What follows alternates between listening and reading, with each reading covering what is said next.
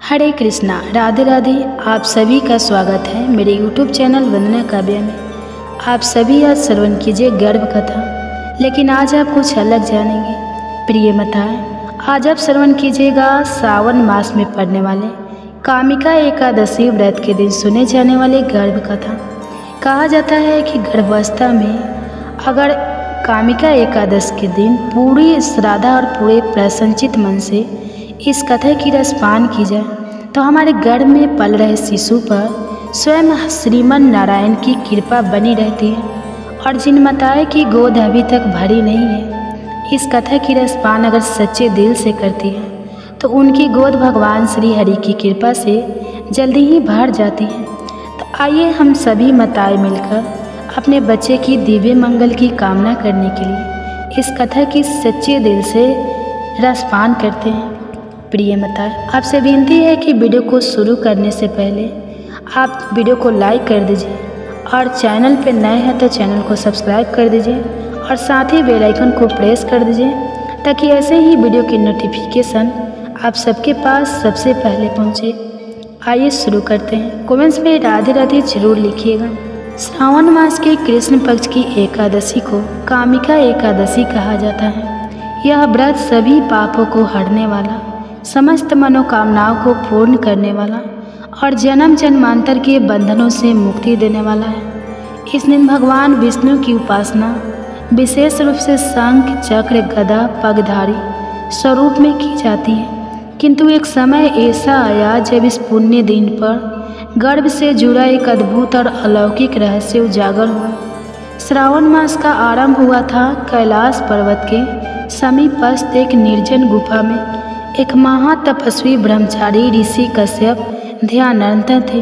वे गर्भ विज्ञान के प्रकांड विद्वान थे और आत्मा की जन्म पूर्व यात्रा को जानने के अधिकारी थे। उनके पास आया एक युवा तपस्वी जिसका नाम था मालवेश।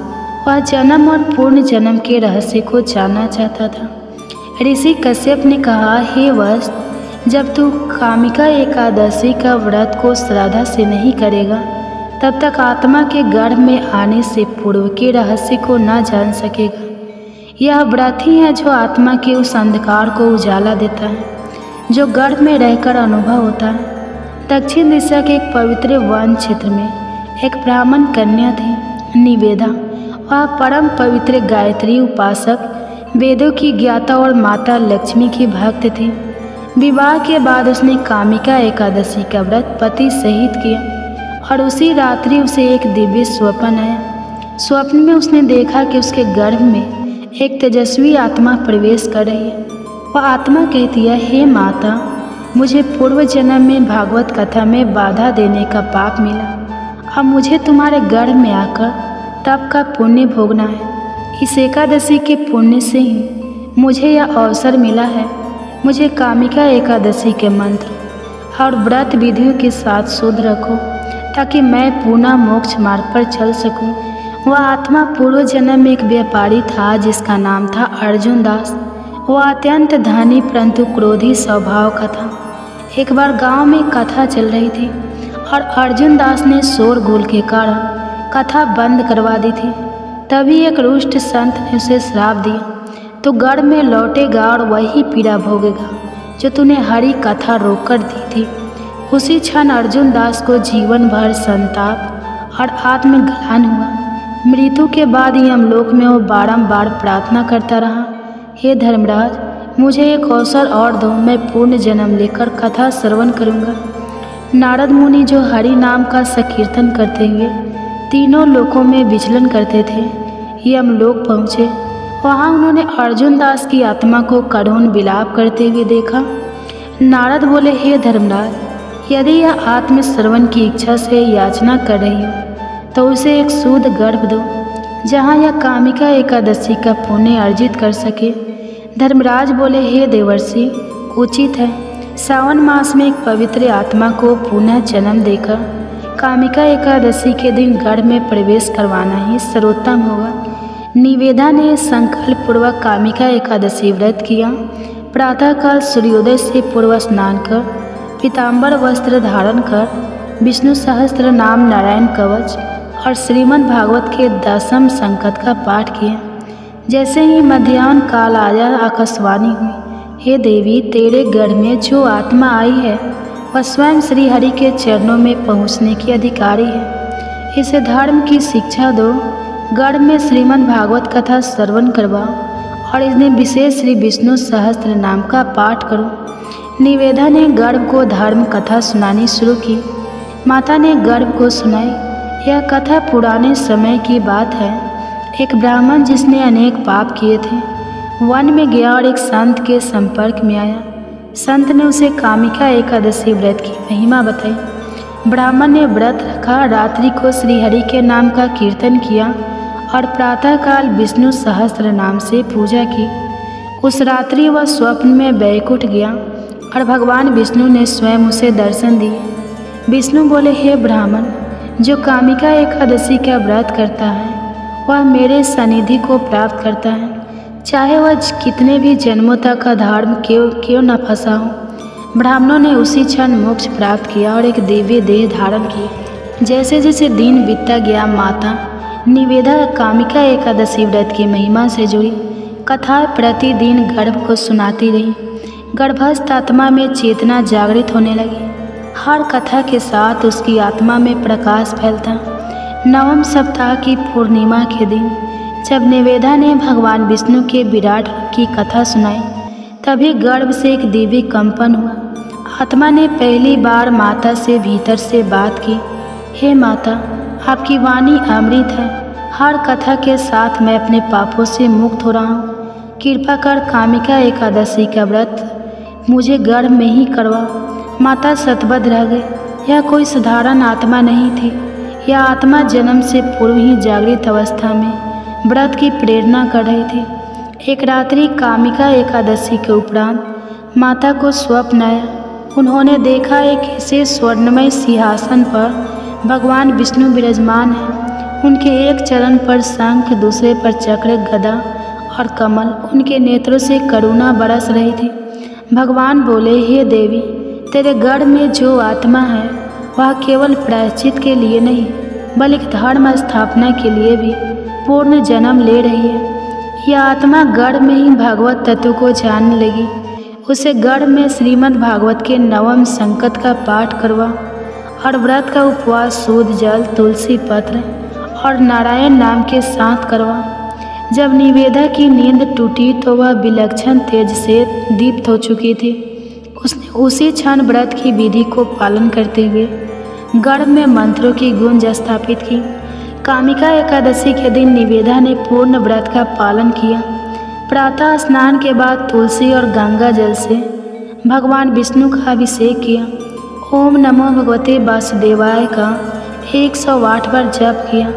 गर्भ में बैठी आत्मा के लिए विशेष मंत्र ओम गर्भस्थाय आत्माय नमः कामिका एका व्रत प्रायणा नमः। रात्रि की अंतिम प्रहर में जब श्रीहरि के सहस्त्र नाम का उच्चारण हो रहा था, उसी क्षण गर्भ में एक तेजस्वी ज्योति प्रकट हुई। माता को लगा मानो उसके गर्भ में स्वयं नारायण का वास हो गया हो। उस रात माता को पुनः स्वप्न आया, लेकिन यह स्वप्न नहीं, है गूढ़ स्वाप था। माता ने देखा एक सुंदर ब्रह्मचारी योग आसन में बैठा है। वह कोई और नहीं बल्कि गर्भ में पल रही आत्मा थी। वह बोला, माता, गर्भ मेरा कर्म क्षेत्र है। आपने मुझे मोक्ष का द्वार खोल दिया। अब साक्षात परम तत्व को देख रहा हूँ। मेरी आँखों में अब केवल विष्णु है। उनके चरणों में मेरा चित है। मैं पूर्ण जन्म नहीं चाहता, केवल हरि नाम चाहता हूँ। माता भाव विभोर हो गई।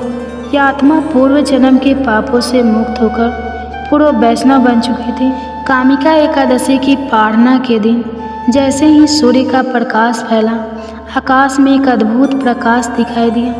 आकाशवाणी हुई, हे निवेदा, श्रीहरि स्वयं तेरे गर्भ में आने वाले हैं। यह आत्मा विष्णु भक्त से श्रीहरि भक्त अवतार में निरूपित होगा। यह नवजात पुत्र धरती पर धर्म की पुनः स्थापना करेगा।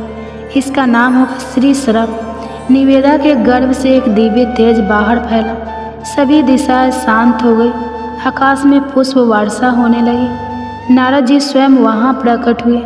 नारद बोले, हे देवी, आज तेरे गर्भ से भगवान की कथा का साक्षात रूप जन्म लेगा। यह बालक जब बोलेगा तो श्रीमद् भागवत मुख से गूंजेगी। सावन मास की द्वादशी के दिन जब निवेदा ने विष्णु सहस्त्र नाम के साथ नारायण मंत्र का उच्चारण किया, उसी क्षण बालक ने जन्म लिया। बालक ने जन्म लेते ही जो पहला शब्द बोला वह था नारायण। लोग चकित रह गए। गर्भ में जागृत आत्मा दिव्य स्वरूप में संसार में प्रकट हो चुकी थी। बालक का शरीर शांत, मन स्थिर और वाणी श्री विष्णु के प्रेम से भरपूर थी। उसी दिन नारद जी ने बालक का नामकरण किया श्री शरण, जो श्री हरि की शरण में जन्मा, श्री हरि की शरण में रहेगा। श्री हरि के जन्म से निवेदा का कुल धन्य हो गया। गांव में, नगर में सभी लोग कामिका एकादशी के व्रत को करने लगे। जो एकादशी केवल व्रत भी अब गर्भ चेतना का व्रत बन गई थी। नारद मुनि बोले, जो इस कथा को गर्भवती स्त्री को सुनाता है वह गर्भ में ही आत्मा की चेतना जागृत करता है। यह कथा कर्म से नहीं, हृदय से सुननी चाहिए। कामिका एकादशी केवल उपवास नहीं, आत्मा का उत्सव है। श्री शरण बड़ा होकर भागवताचार्य बना। उसने हजारों लोगों को श्रीमद् भागवत का पाठ करवाया। जो पहले जन्म में कथा रोकता था वह अब हर कथा का भजन करता था। उसी जीवन में श्री शरण बैकुंठ गया। वहाँ भगवान विष्णु ने उसे कहा, बस तूने जो गर्भ में व्रत किया वह सृष्टि का पहला व्रत है, जो आत्मा ने शरीर से पहले किया। तू अब मेरे साथ सदा के लिए है। इस कथा का सार यही है कि व्रत केवल देह का नहीं, आत्मा का होना चाहिए। जो गर्भ में रहते हुए श्री हरि को स्मरण करे वह जीवन मुक्त हो जाता है। कामिका एकादशी न केवल पापों का नाश करती है बल्कि आत्मा को चेतन करती है। गर्भस्थ आत्मा भी जब हरि नाम में रमे तो उसके कई जन्मों के पाप कट जाते हैं। जो गर्भवती स्त्री यह कथा सुने उसका गर्भ सुरक्षित रहता है। बालक या बालिका धर्म प्रेमी, ज्ञानवान और भगवान के निकट होने वाला होता है। कामिका एकादशी पर यह कथा सुनने से समस्त रोग, दोष और कष्ट, गर्भ कष्ट दूर होते हैं। जो इस कथा को व्रत के दिन सुनाता है उसे साक्षात भगवान विष्णु का दर्शन स्वप्न में होता है। तो प्रिय माता, ये थी कामिका एकादशी व्रत के दिन सुने जाने वाले गर्भ कथा। उम्मीद करते हैं कि ये कथा आप सच्चे दिल से सुने होंगे और आपको अच्छा लगा होगा। अगर वीडियो अच्छी लगी है तो लाइक कीजिए और चैनल पर नए तो सब्सक्राइब कर लीजिए और साथ ही कमेंट्स में राधे राधे जरूर लिखिए। अब आप सुनिए गर्भ कथा। गर्भ कथा। तो आइए बड़े ही प्रसन्न चित्त मन से इस कथा की रसपान करते हैं। कहा जाता है कि जिन माताओं एवं बहनों की अभी तक गोद नहीं भरी है और संतान की लालसा रखती हैं, अगर इस शिव महापुराण की कथा, पूरी कथा सच्ची और श्रद्धा मन से इस कथा की रसपान करेंगी तो सावन मास में भगवान शिव की कृपा उन पर बनी रहेगी और जल्दी ही भगवान शिव उनकी गोद हमेशा के लिए भर देंगे। और जिन माताओं बहनों की गर्भ में शिशु पल रहे हैं, कहा जाता है कि इस दिव्य मंगल कामना करने के लिए इस कथा की रसपान करेगी सच्चे दिल से तो उनका बच्चा दीर्घायु होगा और स्वस्थ होगा। तो आइए हम सभी माताएं एवं बहनें मिलकर अपने बच्चे की दिव्य मंगल की कामना करने के लिए इस गर्भ कथा की रसपान करते हैं। प्रिय माताएं, वीडियो थोड़ा लंबा होगा लेकिन ध्यान से पूरा जरूर सुनिएगा क्योंकि अच्छी कथा है, आपको अच्छा महसूस होगा। अगर कथा अच्छी लगेगी तो लाइक कीजिएगा और चैनल पे नए हैं तो प्लीज़ चैनल को सब्सक्राइब कर लीजिए और साथ ही बेल आइकन को प्रेस कर लीजिएगा ताकि ऐसे ही सावन मास के सुनाने जाने वाले गर्भ कथा, शिव महापुराण की कथा की हर अध्याय आपको सबसे पहले पहुँचे और आप सुन सके। और हो सके तो ज़्यादा से ज़्यादा शेयर कीजिएगा। जितने भी हमारे गर्भवती माँ हैं सबके पास शेयर कीजिएगा ताकि कथा की रसपान कर सके। कहा जाता है कि ज्ञान बांटने से ही फल मिलता है। तो आइए हम सभी पुण्य की फलदायी बने। प्रिय माताओं, पवित्र सावन मास आरंभ हो चुका है। वो मास जब भगवान शिव की कृपा हर भक्त की मनोकामना पूर्ण करती है, विशेष रूप से जो स्त्री या माँ बनने की प्रतीक्षा में है या जो अपने गर्भस्थ शिशु के कल्याण के लिए प्रार्थना करती है, उनके लिए यह मास अद्भुत पुण्यदायक है। आज हम सुनने जा रहे हैं शिव महापुराण की एक ऐसी सच्ची कथा जो न केवल शिव भक्ति की महिमा बताती है बल्कि संतान प्राप्ति का चमत्कारी प्रसंग भी हमारे सक्षम रखती है। अमरपुर नगर में जहाँ एक धनवान और प्रतिष्ठित व्यापारी रहता था, उसका व्यापार दूर दूर तक फैला हुआ था। लोग उसका आदर करते थे। उसके पास धन, वैभव, प्रतिष्ठा सब कुछ था, पर एक कमी थी, उसके जीवन में संतान का अभाव था। कोई पुत्र नहीं था जो उसके वंश को आगे बढ़ा सके या उसके व्यापार को संभाल सके। हर रात उसकी आंखों में एक ही चिंता होती, मेरे बाद इस सब को कौन संभालेगा। और यही चिंता उसे भगवान शिव के चरणों तक खींच लाई। वह व्यापारी हर सोमवार शिव जी का व्रत करता, मंदिर में जाकर घी का दीपक जलाता और सच्चे भाव से पूजा करता। यहीं से शुरू होती है एक ऐसी कथा जो बताती है कैसे श्रद्धा, व्रत और शिव कृपा मृत्यु जैसे भाग्य को भी पलट सकते हैं। उसका हृदय संतान के अभाव में व्याकुल था। इसी व्यथा से प्रेरित होकर उसने भगवान शिव की सच्चे मन से उपासना शुरू कर दी। हर सोमवार को व्यापारी व्रत रखता, सायंकाल को मंदिर जाता और शिवलिंग के सम्मुख घी का दीपक प्रज्वलित करता। शिव जी को भोग अर्पित करके सिर्फ एक ही बार भोजन करता। उसकी अटल श्रद्धा और निस्वार्थ भक्ति को देखकर माँ पार्वती की करुणा जाग उठी। उन्होंने भगवान भोलेनाथ से कहा, हे प्राणनाथ, देखिए ना, यह व्यापारी कितने समय से आपका सोमवार व्रत कर रहा है, आपके चरणों में पूर्ण निष्ठा से पूजन कर रहा है। आपको इसकी मनोकामना अवश्य पूर्ण करनी चाहिए। भगवान शिव मंद मुस्कान के साथ बोले, प्रिय, इस संसार में प्रत्येक जीव को उसके कर्मों के अनुसार ही फल मिलता है। जैसा कर्म वैसा फल, यही सनातन नियम है।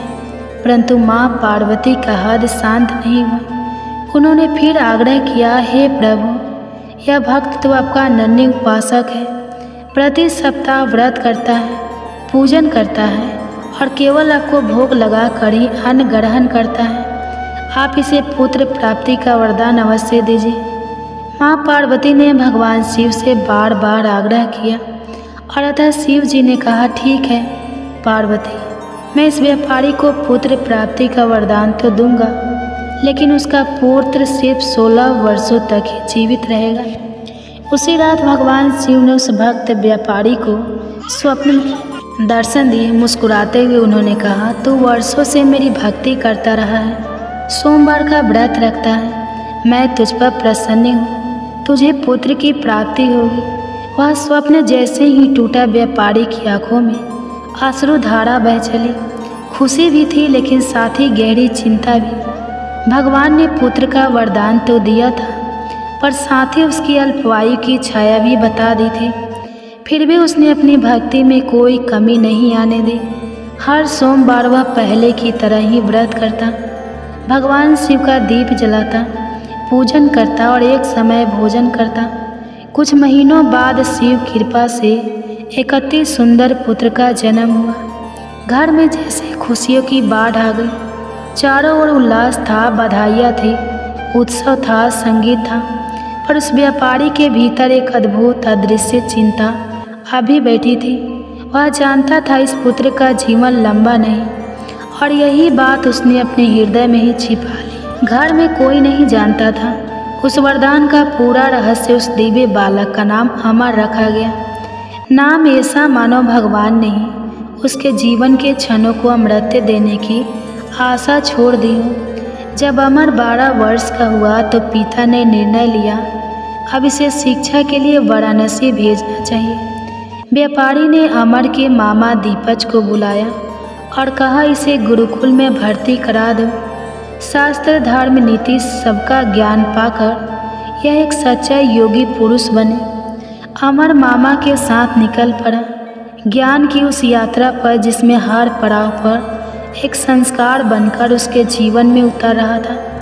जहाँ भी रात्रि विश्राम करते वहीं एक यज्ञ रचाते, ब्राह्मणों को आमंत्रित करते और उन्हें आदरपूर्वक भोजन कराते। उनकी यह यात्रा केवल शिक्षा की नहीं थी, यह थी एक आंतरिक साधना, एक ऐसी सीख जो मन, वाणी और आचरण तीनों को पवित्र करती है। और फिर वह पहुँचे एक नगर में महोत्सव का वातावरण था। चारों ओर रथ, हाथी, बाजे गाजे सज्जित। नगर के कोने कोने से राजकुमारी के विवाह की शुभ सूचना गूंज रही थी। बारात आने वाली थी। राजा स्वयं स्वागत को तत्पर थे, लेकिन वर पक्ष में एक चिंता गहराई से घर कर रही थी। दूल्हे का पिता व्याकुल था, क्योंकि उनका पुत्र एक आंख से अंधा था और डर था यदि यह बात राजा को पता चल गई तो कहीं विवाह से इनकार न हो जाए। राजघर आने का अपमान होगा और मेरे कुल की प्रतिष्ठा भी डूब जाएगी। तभी उसने अमर को देखा, सुंदर, तेजस्वी, सलीन, और उसके मन में एक कपटी विचार आया।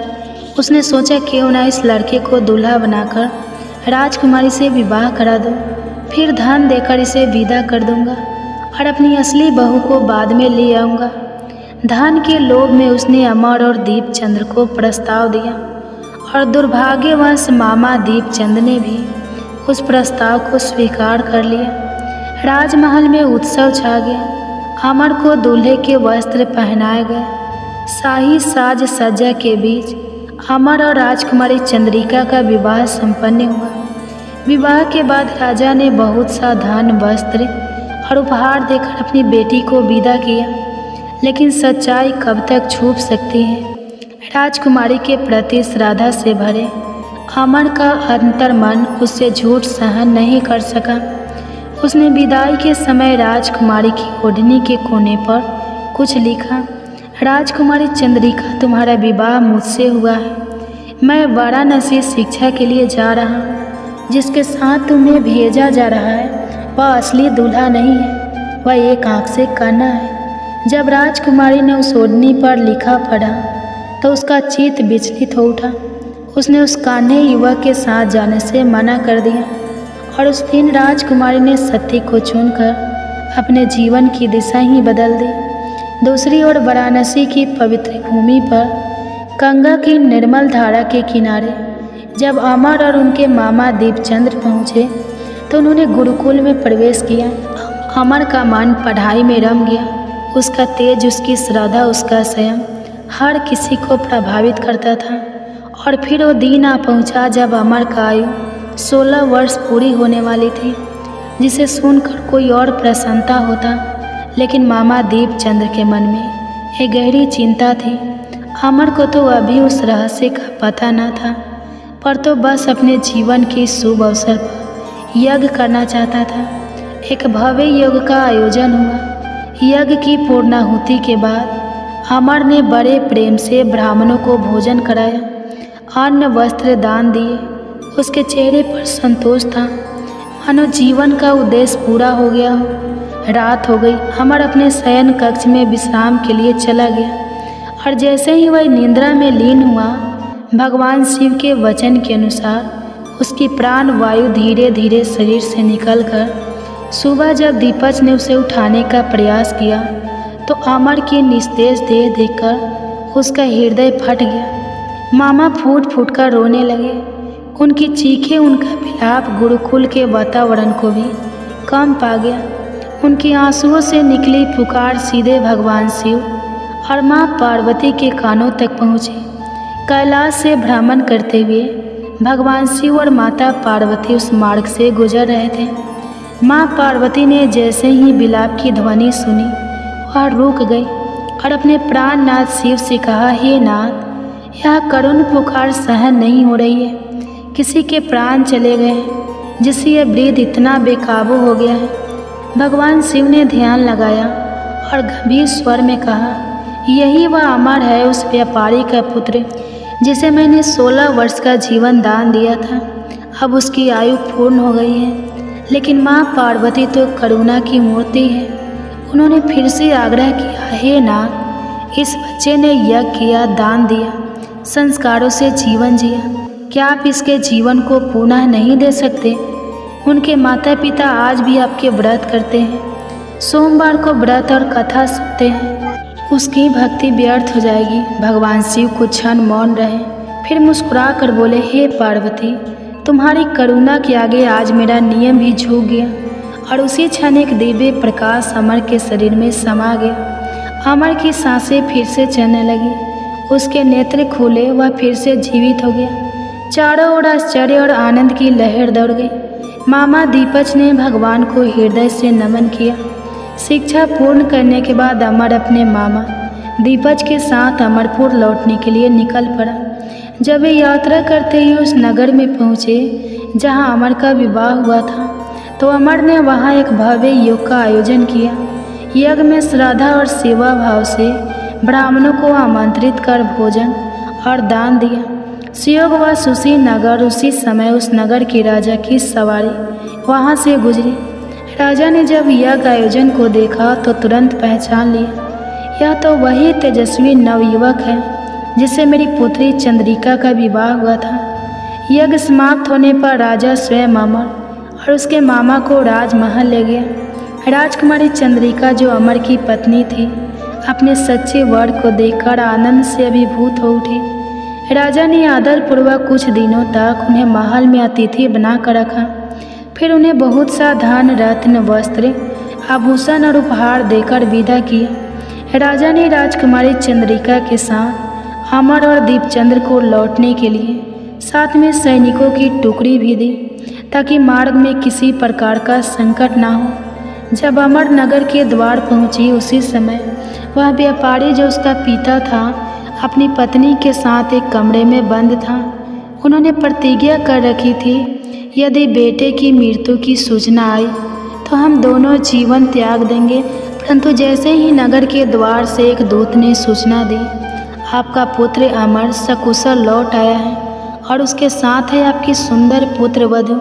राजकुमारी चंद्रिका उस क्षण जैसे वर्षों से थमे हृदय की धड़कनें पुनः चल पड़ी। व्यापारी और उसकी पत्नी दौड़कर नगर के द्वार पहुँचे, जहाँ उन्होंने अमर और चंद्रिका को देखकर वर्षों का संचित दुख, चिंता और तब सब बहा दिया। आंसुओं की धारा में रात्रि को जब व्यापारी गहरी नींद में सोया, स्वप्न में स्वयं भगवान शिव प्रकट हुए। उनकी दिव्य मुस्कान और शांत मुख से शब्द निकले, हे श्रेष्ठ व्यापारी, तेरी श्रद्धा और भक्ति से मैं प्रसन्न हूँ। सोमवार व्रत और व्रत कथा श्रवण से तेरे पुत्र को दी गई 16 वर्षों की आयु को मैंने बढ़ा दिया है। अब तेरा पुत्र दीर्घायु होगा और तेरा कुल तेजस्वी बनेगा। सुबह उठते ही व्यापारी की आंखों से अश्रु बह निकले, पर अब यह आंसू किसी दुख के नहीं, बल्कि शिव की कृपा, एक पिता की पूर्णता और मातृत्व की आंचल में भरे नई खुशियों के थे। शास्त्रों में कहा गया है, जो भी स्त्री या पुरुष सावन मास में सोमवार का व्रत करता है, श्रद्धा से भगवान शिव की कथा सुनता है, उसकी हर मनोकामना अवश्य पूर्ण होती है। जैसे उस व्यापारी को वर्षों के बाद संतान प्राप्त हुई और पुत्र को दीर्घायु का वरदान मिला है, वैसे ही गर्भवती माताएं यदि सावन मास में श्रद्धा से शिव जी को प्रार्थना करें, उसकी व्रत कथाएं सुने, तो उनके समस्त शिशु को भी दिव्य गुण, बुद्धि और आयुष्मान होने का आशीर्वाद प्राप्त होता है। हे भगवान भोलेनाथ, जिस प्रकार आपने उस व्यापारी को श्रेष्ठ संतान दी, वैसे ही कृपया हमें भी एक संस्कारी, तेजस्वी, दीर्घायु और दिव्य गुणों से युक्त संतान प्रदान करें। आपका चरणों में नित्य प्रणाम है। आपका आशीर्वाद हमारी कोख और हमारे शिशु की सदैव रक्षा करे, आज और जीवन भर के लिए। हर हर महादेव। अब आप सुनिए गर्भ कथा। स्वस्थ और बुद्धिमान माँ इस अद्भुत वाणी को सुनने से पहले अपने विचार और भक्ति को व्यक्त करते हुए नीचे कमेंट्स में जय श्री राधे कृष्ण जरूर लिखें। आपकी यह भक्ति हमारी इस यात्रा को और भी अद्भुत बनाएगी। और हाँ, अगर आपका दिल सच में कृष्ण प्रेम से भरा है तो इस वीडियो को हर गर्भवती माँ के पास जरूर शेयर करें, जिन्हें आप अपने जीवन में सबसे ज़्यादा मानते हैं, क्योंकि हो सकता है आपकी एक शेयर से किसी की ज़िंदगी में राधे कृष्ण का दिव्य प्रकाश उतरे। साथ ही यदि आप हमारे चैनल वंदना काव्या पर नए हैं तो अभी सब्सक्राइब करें और घंटी के बटन को दबाएं ताकि आप हमारी हर नई भक्ति यात्रा का हिस्सा बन सकें। तो चलिए बिना देरी किए इस दिव्य यात्रा की ओर बढ़ते हैं। आपने तो महाभारत में कहानी सुना ही होगा राजा परीक्षित की। आज उसी की कहानी मैं सुना रही हूँ। कहा जाता है कि गर्भावस्था में गर्भवती माँ को अगर पूरी भागवत चिंता ना भी सुन पाए तो ये महाभारत की कहानी रसपान करने से उनके सारे दुख दर्द दूर हो जाते हैं और गर्भ में पल रहा शिशु स्वस्थ होते हैं। तो आइए इस कथा की रसपान करते हैं। प्राचीन समय की बात है। बलरामपुर नामक किसी गांव में गोपाल नाम का एक किसान रहता था। वह किसान बड़ा ही निर्धन था। उसके परिवार को 2 वक्त की रोटी भी बड़ी मुश्किल से नसीब हो पाती थी। किसी तरह उस किसान का परिवार गरीबों में अपना जीवन गुजार रहा था। कुछ दिनों के बाद उस किसान के घर में एक बच्चे का जन्म हुआ। जब किसान के घर में बच्चे ने जन्म लिया तो बच्चे को पाकर किसान और उसकी पत्नी बहुत प्रसन्न हुई। उनकी खुशी का कोई ठिकाना नहीं रहा क्योंकि शादी के कई साल बाद उनके आंगन में बच्चे की किलकारी गूंजी थी। जब आसपास के लोगों को यह पता चला कि किसान के घर में बच्चे का जन्म हुआ है तो आसपास के लोग और नाते रिश्तेदार किसान की पत्नी को बधाई देने के लिए उसके घर आने लगे। किसान गोपाल के घर जश्न का माहौल था। खूब खुशियां मनाई जा रही थी। तभी क्या होता है कि उस किसान के घर एक बड़े ही सिद्ध महात्मा भिक्षा मांगने के लिए आते हैं और द्वार पर खड़े होकर भिक्षा के लिए आवाज़ लगाने लगते हैं। किसान के घर में आज बड़ा ही खुशी का दिन था, इसलिए उसने जब साधु महाराज को द्वार पर खड़ा हुआ देखा तो डांट तो किसान अपने घर से बाहर आया। बाहर आकर उन साधु महाराज से बोला, हे महात्मा, आज आप बड़े ही शुभ अवसर पर मेरे घर पर पधारे हैं। कृपया आप घर के अंदर चलिए, कुछ जलपान ग्रहण कीजिए और मेरे पुत्र को आशीर्वाद दीजिए। बहुत दिनों के बाद मेरे घर में एक संतान ने जन्म लिया है। जब इस प्रकार से वह किसान उन साधु महाराज से बार बार विनती करता है तो महात्मा जी माना नहीं कर पाते हैं और किसान के घर के अंदर आ जाते हैं। दोनों पति पत्नी बड़े ही श्रद्धा भाव से महात्मा जी को भोजन कराते हैं और भोजन उपरांत वह किसान साधु महाराज से कहता है, हे गुरुदेव, यह मेरा पुत्र है। कृपया इसे ऐसा आशीर्वाद दीजिए जिसे कभी भी इसके जीवन में कोई दुख तकलीफ ना आने पाए। साधु महाराज जैसे ही उस बच्चे को आशीर्वाद देने के लिए अपना हाथ उठाते हैं तो साधु महाराज की दृष्टि उस शिशु के हाथ पर पड़ती है। बच्चे के हाथ पर एक चिन्ह देखकर साधु महाराज कुछ सोचने लगते हैं। किसान ने जब साधु महाराज को विचार मग्न देखा तो साधु महाराज ने पूछा, हे प्रभु, क्या बात है? मेरे पुत्र को देखकर आप किस चिंता में पड़ गए? सब कुशल मंगल तो है ना? साधु महाराज बोले, बेटा, चिंता की कोई बात नहीं है, सब कुशल मंगल है। तुम्हारा पुत्र तो बड़ा ही किस्मत वाला है क्योंकि तुम्हारे घर में जिस बच्चे ने जन्म लिया है और इसके हाथ पर जो चिन्ह बना हुआ है यह इशारा करता है कि तुम्हारे पुत्र के भाग्य में राजयोग लिखा हुआ है और यह 16 वर्ष की अवस्था में ही एक नगर का राजा बन जाएगा। महात्मा की यह बात सुनकर किसान को भरोसा नहीं हुआ और बोला, महाराज, यह कैसे संभव है? किसी गरीब का पुत्र भला राजा कैसे बन सकता है? तो इस पर महात्मा जी उस किसान को समझाते हुए बोले, बेटा, ईश्वर की इस दुनिया में हर काम संभव है। इसने अपने पिछले जन्म में कोई ऐसा पुण्य कर्म किया है जिसके कारण इस जन्म में इस बालक को राजपाट नसीब होगा। आगे समझाते हुए वो महात्मा जी बोले, बेटा, जैसे ही तुम्हारे पुत्र की अवस्था 16 वर्ष की होगी तो इस नगर का जो राजा है उसकी इकलौती पुत्री से तुम्हारे पुत्र का विवाह होगा और विवाह के बाद राजा की धन दौलत और गद्दी पर तुम्हारे पुत्र का अधिकार हो जाएगा। यह सब बातें मैं तुम्हें ऐसे ही नहीं बता रहा हूँ। इस बच्चे की हाथों की लकीरें यह सब बता रही है। साधु महाराज की इन बातों को जब किसान और उनकी पत्नी ने सुना तो इन बातों को सुनकर उन्हें बड़ी खुशी होती है कि हमारे घर में किसी साधारण संतान ने नहीं बल्कि एक राजा ने जन्म लिया है। जब इस बात की खबर नगर वासियों को चलती है कि किसान का बेटा एक दिन इस नगर का राजा बनेगा, तो दूर दूर से लोग उस किसान के पुत्र के दर्शन के लिए उसके घर आने लगते हैं। एक तरफ तो किसान के घर पर दूर दूर से लोग आ रहे थे, उधर जो उस नगर का राजा था जिसकी पुत्री के साथ में साधु ने विवाह की भविष्यवाणी की थी, वही राजा शिकार खेलने के लिए जंगल को जाता है। जंगल में जाकर वह अपना शिकार तलाश करने लगता है। तभी राजा की दृष्टि एक हिरन पर पड़ती है।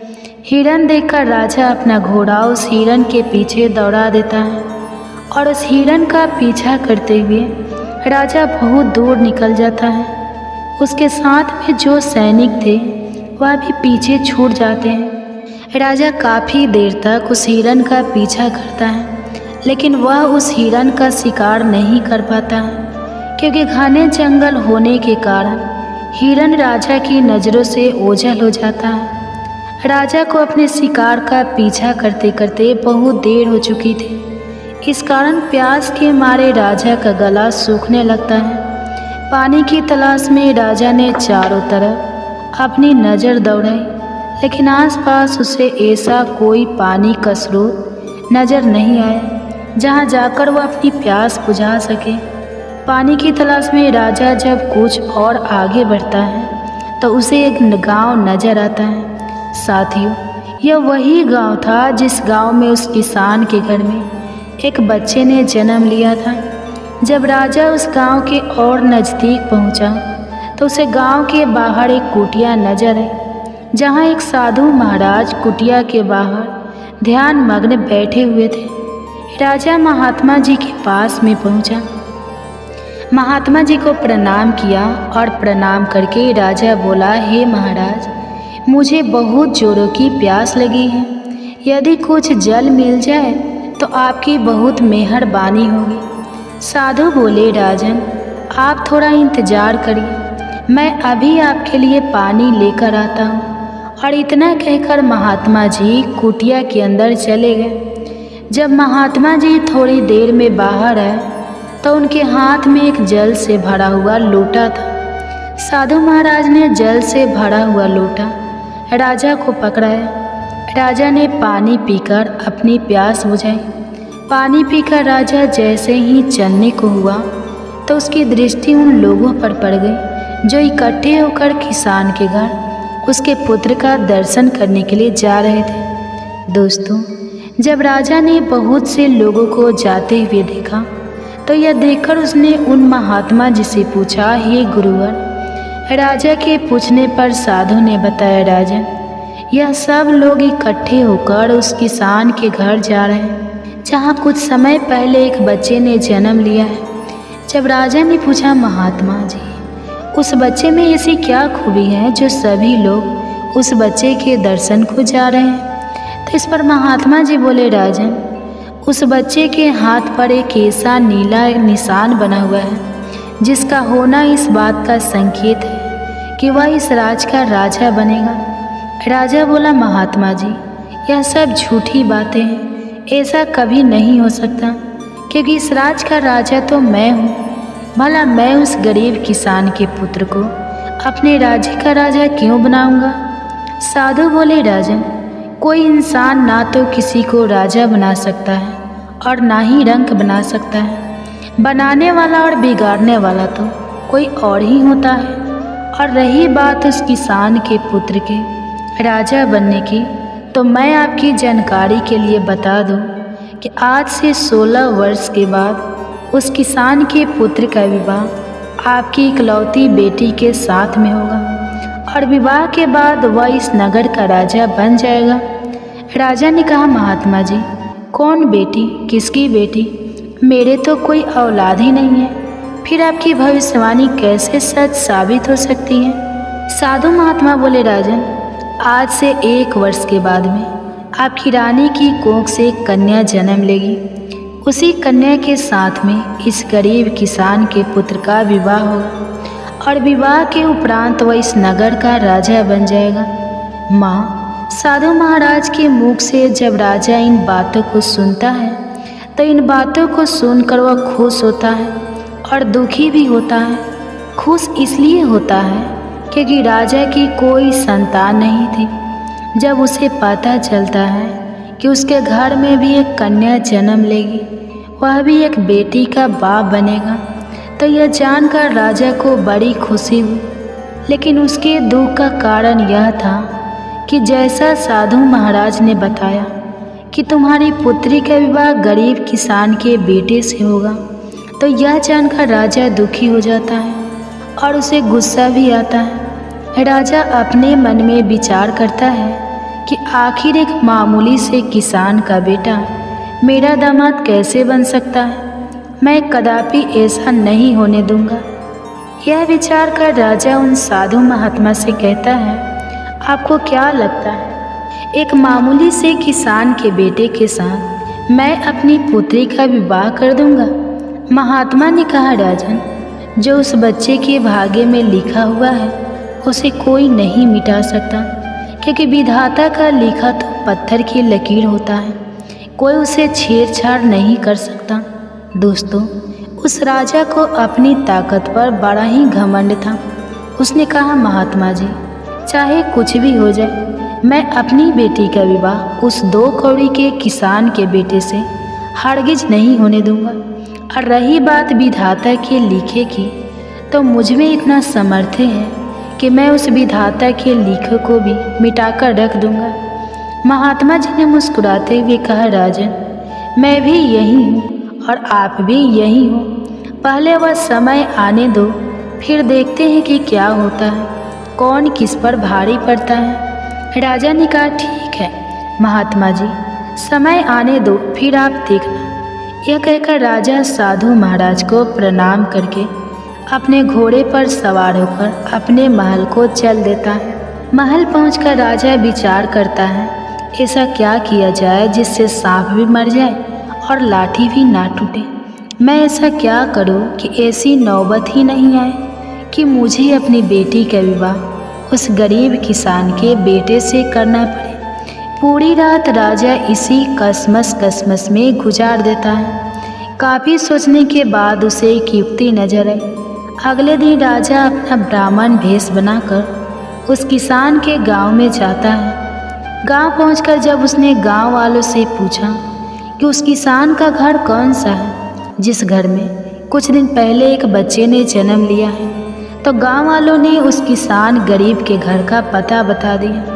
पता पूछकर राजा उस किसान के घर पर पहुंचा और बाहर से ही आवाज़ लगाई, क्या कोई घर में है? हमें कुछ दान करो, हम भूखे ब्राह्मण हैं। आवाज़ सुनकर किसान अपने घर से बाहर आता है और ब्राह्मण को प्रणाम करता है और कहता है, हे महाराज, मैं आपकी क्या सेवा कर सकता हूँ? तब ब्राह्मण बना राजा कहता है, हमें कुछ दान दे दो, हम बहुत दूर से चल कर आए। आगे ब्राह्मण किसान से कहता है, मैं भाग्य भी देखता हूँ, मुझे ऐसा लग रहा है कि तुम्हारे घर में कोई पुत्र भी है और तेरे पुत्र के दाएं हाथ में नीले रंग का निशान है। किसान कहने लगा, हाँ बाबा। ब्राह्मण कहने लगा, हम सब कुछ जानते हैं, आप उस पुत्र को हमें दिखा दो। वह किसान अपने पुत्र को घर से लेकर बाहर आया और ब्राह्मण को दिखाने लगा। इसके बाद ब्राह्मण कहने लगा, यदि यह पुत्र तुम्हारे साथ रहेगा तो 16 साल के बाद इसकी मृत्यु हो जाएगी, और यदि तुम इस बच्चे को किसी को दान कर दोगे तो 16 वर्ष बाद वह तुम्हें लौटा जाएगा। यदि तुम इस बच्चे को अपने पास रखना चाहते हो तो यह मर जाएगा। इस बात को सुनकर किसान रोने लगा और कहने लगा, बाबा, हम अपने बच्चे को अपने से अलग नहीं कर सकते। ब्राह्मण कहने लगा, यदि तुम किसी और को नहीं देना चाहते तो मुझे इसे दे दो, 16 वर्ष के बाद इसे मैं तुम्हें लौटा दूंगा। राजा आगे समझाते हुए बोला, भाई, देखो, मैं आपका बच्चा आपसे हमेशा के लिए थोड़ी ही मांग रहा हूँ। मैं तो तब तक के लिए मांग रहा हूँ जब तक वह 16 वर्ष का ना हो जाए, क्योंकि इसी में इस बच्चे का जीवन है। जब उसको 16 वर्ष पूरा हो जाए और इसकी विवाह योग्य उम्र हो जाए तो मैं तुमको तुम्हारा बच्चा वापस लौटा दूंगा। फिर आप अपने पुत्र के साथ सुखपूर्वक रहना। दोस्तों, सीधा साधा किसान जब भेष बदले हुए राजा की इन बातों को सुनता है तो उसे राजा की बातों में सच्चाई नजर आती है और वह किसान बच्चा देने के लिए हाँ कर देता है। बेचारे को नहीं पता था कि यह ब्राह्मण के भेष में इस नगर का राजा है और इसकी इन बातों के पीछे कुछ और ही मंशा छुपी हुई है। किसान अपनी पत्नी के पास जाता है और अपनी पत्नी से कहता है, भगवान, हमारे दरवाजे पर एक बड़े ही दयालु ब्राह्मण आए हैं और कहते हैं कि अगर यह बच्चा हमारे पास रहेगा तो 16 वर्ष के बाद उसकी मृत्यु हो जाएगी, इसलिए वह हमारे बच्चे का पालन पोषण करना चाहते हैं। अपनी पति की इन बात को सुनकर पहले तो उस किसान की पत्नी मना करती है, लेकिन किसान जब अपनी पत्नी को बताता है कि वह बच्चा हमारा बच्चा हमेशा के लिए नहीं बल्कि कुछ सालों के लिए अपने घर रखना चाहते हैं, तो यह सुनकर किसान की पत्नी भी अपने बच्चे को ब्राह्मण को देने के लिए तैयार हो जाती है। दोनों पति पत्नी अपने कलेजे के टुकड़ों को लेकर घर के बाहर आते हैं और ब्राह्मण बने हुए राजा को अपना बच्चा देते हुए कहते हैं, हे ब्राह्मण देव, हम अपना बच्चा तो आपको दे देंगे, लेकिन हमारी एक शर्त है। दोस्तों, ब्राह्मण बने राजा ने पूछा, क्या शर्त है? तो किसान की पत्नी बोली, जब मेरा बेटा 16 वर्ष का हो जाए तो तुम्हें हमारा बच्चा वापस करना होगा। यदि आपको हमारी यह शर्तें मंजूर हो तो ही हम तुम्हें अपना बच्चा दे सकते हैं। राजा ने कहा, मुझे तुम्हारी सभी शर्त मंजूर है, अब आप मुझे अपना बच्चा दे दीजिए। जब आपका बच्चा 16 वर्ष का हो जाएगा और उसकी विवाह योग्य उम्र हो जाएगी तो मैं तुम्हारा बेटा वापस कर जाऊंगा। अब आप विलम्ब ना करिए और अपना बच्चा मेरे हवाले कर दीजिए। मैं इस बच्चे का आपसे भी ज़्यादा अच्छा ख्याल रखूंगा। इस प्रकार वह किसान दंपति अपने बच्चे के हित के खातिर अपने नवजात शिशु को ब्राह्मण बने हुए राजा के हवाले कर देते हैं और राजा खुशी खुशी उस बच्चे को लेकर आगे को चल देता है। राजा आज बहुत प्रसन्न था क्योंकि आज वह अपनी योजना में सफल हो रहा था। राजा बच्चे को लेकर के एक नदी किनारे पहुंचा। नदी किनारे पहुंचकर राजा ने सोचा, मैं इस बच्चे का गला दबाकर इसका काम तमाम कर देता हूँ और मारने के बाद मैं इस बच्चे की लाश को नदी के जल में प्रभावित कर दूँगा। लेकिन बच्चे का जब उसने मासूम चेहरा देखा तो उस बच्चे का चेहरा देखकर राजा का विचार बदल गया। वह मन ही मन सोचने लगा, तेरा क्या बिगाड़ा है जो तू इसे मारना चाहता है? क्यों इस मासूम बालक की हत्या का पाप अपने सिर लेना चाहता है? इस पाप के लिए तो तुझे नरक में भी जगह नहीं मिलेगा। राजा जब अपनी अंतरात्मा की इस आवाज़ को सुनता है तो उसके हाथ कांपने लगते हैं। वह बच्चे की हत्या नहीं कर पाता है। फिर सोचता है, क्या करूं? यही विचार कर राजा एक ऐसा संदूक तैयार करता है जिसमें बच्चे को सांस भी मिलती रहे और वह पानी में भी ना डूबे। संदूक तैयार होने के बाद उसके आगे क्या होता है, इसके बाद की बात हम जानेंगे इसी राजा परीक्षित की गर्भ कथा के दूसरे अध्याय में कल जानेंगे। अगर आप इस कथा को कल श्रवण करना चाहते हैं तो हमारे चैनल को सब्सक्राइब करके रख लीजिए और साथ ही बेल आइकन को ऑन करके रख लीजिए ताकि इसके अगला पार्ट आए तो कल आप सबसे पहले श्रवण कर सकें। सुनिए गर्भ कथा।